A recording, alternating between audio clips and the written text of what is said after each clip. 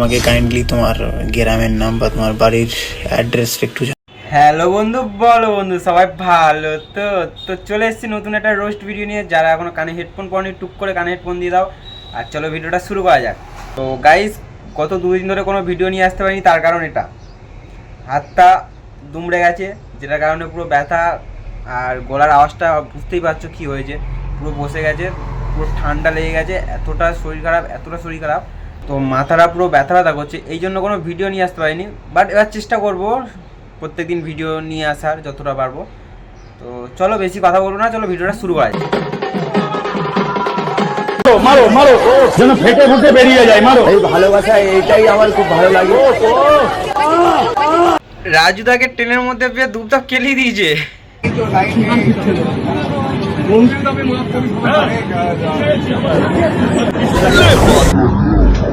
Please আমাকে ক্ষমা করে দাও। পার্টি ধরতে গেলে আমি তৃণমূল কংগ্রেস করি। মারো মারো যেন ফেটে ফুটে বেরিয়ে যায়। কি রাজুদা আর খাবে মন্দিরে বসে মাটন? ফেটে ফুটে বেরিয়ে যায়। আমাকে কাইন্ডলি তোমার গ্রামের নাম বা তোমার বাড়ির অ্যাড্রেসটা একটু জানাবে। কে রে তুই? তোমার কনফিডেন্স যদি থাকে আমাকে প্লিজ তোমার বাড়ির অ্যাড্রেসটা আমাকে। আমার কনফিডেন্ট লেভেলটা হেভি দাদা, আমি বাড়ির অ্যাড্রেসটা দিতে পারি। আমার একটা শর্ত আছে, আর বাড়িতে আসলে একটু মানে কেমন দাদা তোমার এত ভয় যে তুমি এটাকে স্ট্রাইক মেরে দিচ্ছ যাতে আমার ভিডিওটা উড়ে যায়? আরে ভাই, তুমি যদি সত্যি কথাই বলে থাকো তাহলে সত্যিটাকে সামনে আনছো না কেন? এনার সাথে আগে তোমাদেরকে পরিচয়টা করে দিই। ইনি হচ্ছে ক্রিয়েটার অফ মডেল, মানে সোশ্যাল মিডিয়াতে কাজ করে।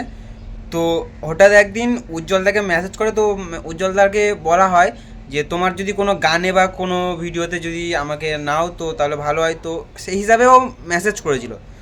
তো ওইভাবে কথোপকথন শুরু হয়। এইভাবে কথোপকথন হতে হতে এবার কোনো একদিন আননোন নাম্বার দিয়ে মেয়েটার কাছে মেসেজ যায় যে আমি উজ্জ্বল বলছি, বং মিডিয়ার উজ্জ্বল, তো এটা আমার নাম্বারটা সেভ করে নেবে। তো এইভাবে চলতে চলতে হঠাৎ একদিন মানে ওই উজ্জ্বলের দিক থেকে ভুলভাল মেসেজ চলে আসে। তো ভুলভাল মেসেজ যখন আসছে, ভুলভাল কথা বলছে, তো তখন কী করেছে মেয়েটা, যত কথা যত কারিকর্য ছিল সব একসাথে পুরো একদম গোল পাকিয়ে আর সোশ্যাল মিডিয়াতে ঢেলে দিয়েছে। তুমি আরো মিথ্যেবাদী প্রমাণিত হয়ে যাচ্ছ যে তুমি তোমার কোনো ছেলেই এসব করেনি, এসব তুমিই করেছো, এগুলো তোমারই ক্যারেক্টার। মানে সত্যি কথা বলতে কি বলবো, আমাদের সবার প্রিয় উজ্জ্বল দা যে এরকমই হতে পারে মানে আমরা ভাবতে পারছি না। আর সত্যি বলতে এই যে উজ্জ্বল দাকে নিয়ে বলাটা ঠিক না, বাট তাও বলছি, এই যে চুকচুকানি বাইটা বিয়ের মানে এখন থেকে না, বিয়ের আগে থেকে।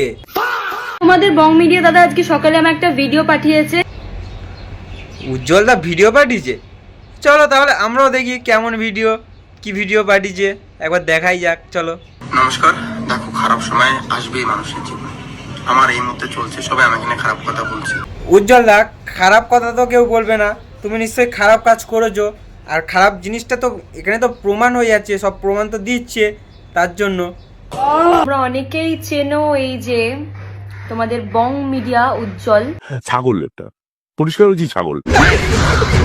কালকে ব্যস্ত ছিলাম, এলাকায় শান্তি শৃঙ্খলা যাতে বজায় থাকে। উজ্জ্বল চিরকালই ছাগল ছিল, ছাগল আছে। কি কথা ছিল যেটা আমাকে বাথরুমে গিয়ে শুনতে হলো? লিখেছে বাথরুমে এসে 2 মিনিট বলো। মানে বাথরুমে গিয়ে কেন আমি কথা বলতে যাব? কি এমন কাজের কথা যেটার জন্য বাথরুমে গিয়ে বলতে হবে? লোকের গান চুরি করে করে নিজের কেরিয়ারটা বানিয়ে নিল। এবার সর্বনাশ 1, সর্বনাশ 2, সর্বনাশ 3, এই মেয়েটাকে বাথরুমে পাঠিয়ে মনে হচ্ছে সর্বনাশ 4টা বের করবে। লিখেছে বাথরুমে এসে 2 মিনিট বলো। মানে বাথরুমে গিয়ে কেন আমি কথা বলতে যাব? কি এমন কাজের কথা যেটার জন্য বাথরুমে গিয়ে বলতে হবে? পলিটিক্যাল কিছু কথা বলতে হয় তো ওই জন্য তোমাকে বাথরুমে যেতে বলেছে। আর ঘরের মধ্যে কথা বলে যদি কেউ কান পেতে শোনে, আর বাথরুমের মধ্যে তো সেটা শুনবে না কেউ, তাই বলেছিল। এখানে কোনো রাজনীতির কথা বলবে না, কারণ এটা আমার ব্যবসার জায়গা। क्या बात है सर, क्या बात है सर। কিন্তু দাঁড়াও, দাদার পুরো কথা শেষ হয়নি। জয় বাংলা। এই দেখো দেখো, আমি তো বলবো এটা বেগুনের বাচ্চা। জয় শ্রীরাম। দাদা এত তাড়াতাড়ি পাল্টি বাজ খেলে হবে না, ওইদিকে কাজুদা তার টিম নিয়ে আসছে। এবার ব্যাপারটা কোন জায়গায় চলে গেছে তোমরা নিশ্চয়ই বুঝে গেছো। মারো মারো মারো যেন ফেটে ফুটে বেরিয়ে যায়, মারো। আর রাতটা কতটা বাজে তোমরা দেখতেই পাচ্ছ। তো লিখেছিল কথা আছে, আমি বললাম যে এখন আমি কোথাও ধরতে বলছে নেশা হয়েছে এখন বলতে। নেশা কি নেশা চোখে, ভুলে থাকতে পারি না তোকে, তাই বাথরুমে যেতে বলছি একবার। লিখেছে বাথরুমে এসে 2 মিনিট বলো। দাদা, ও দাদা, বিয়ের পরে এত খিদে, যা ভাত খা গিয়ে। বাথরুমে গিয়ে কেন আমি কথা বলতে যাবো? কি এমন কাজের কথা যেটার জন্য বাথরুমে গিয়ে বলতে? নাম্বার থেকে, কিন্তু আরেক নাম্বার থেকে ওকে কন্ট্যাক্ট করা হতো, মানে 2-4 জায়গা থেকে কন্ট্যাক্ট করা হতো। ওকে আরেক নাম্বার থেকে কন্ট্যাক্ট করা যে হতো, সেই নাম্বারটা 10 জন চালাতো। ওই নাম্বারটা কিন্তু মাঝে মাঝে আমিও চালাতাম, মানে সবাই চালাতো। একটা মোবাইল আছে, সেটা যে যখন পারে ওই হোয়াটসঅ্যাপটা ডেস্কটপে আছে।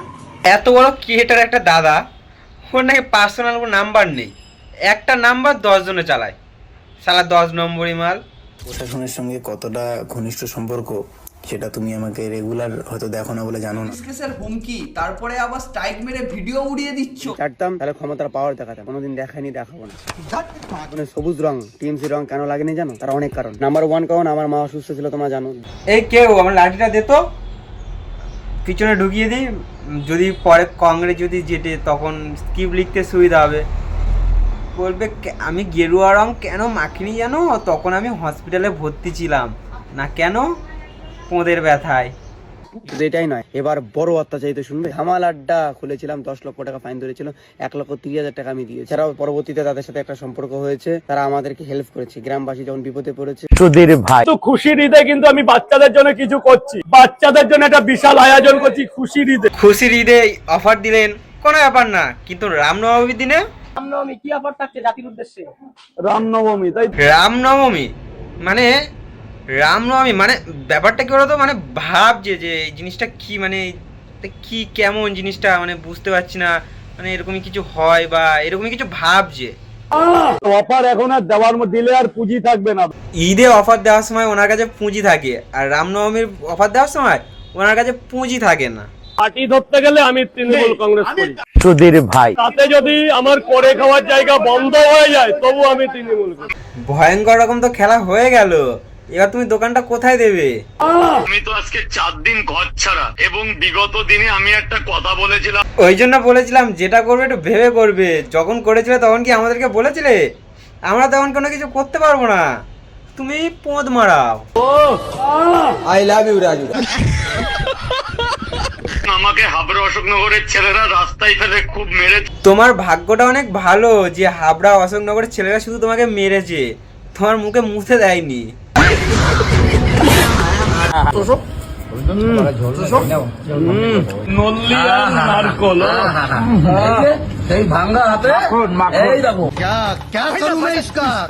বাবাটাও ধরে আমাকে মেরেছে। ঠিক করেছে, মেরেছে। তোমার ডান চোখে আঙুল ঢুকিয়ে দেওয়া উচিত ছিল।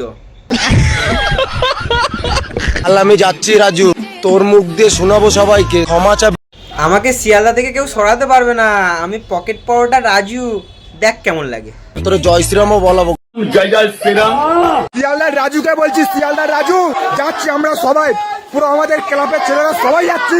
কোন বাপ আছে, কোন ব্লগার আছে, তোকে বাঁচাই সেটা দেখ। সাবাস, সবাই যাও, 3টে পরোটার সাথে আনলিমিটেড কেলানি দিয়ে দাও মালটাকে। সেই ভিডিওগুলো যেন সোশ্যাল মিডিয়াতে আপলোড হয়, মানে যেন ভাইরাল হয়, যাতে আমরা দেখি একটু শান্তি পাই। মা আমাকে কুলাঙ্গার পর্যন্ত। তুমি শুধু কুলাঙ্গার না, তুমি একটা বেগুনের বাচ্চা।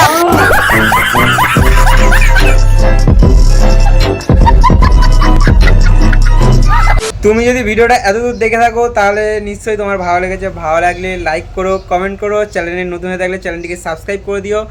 তো আজকের জন্য চলো, টাটা।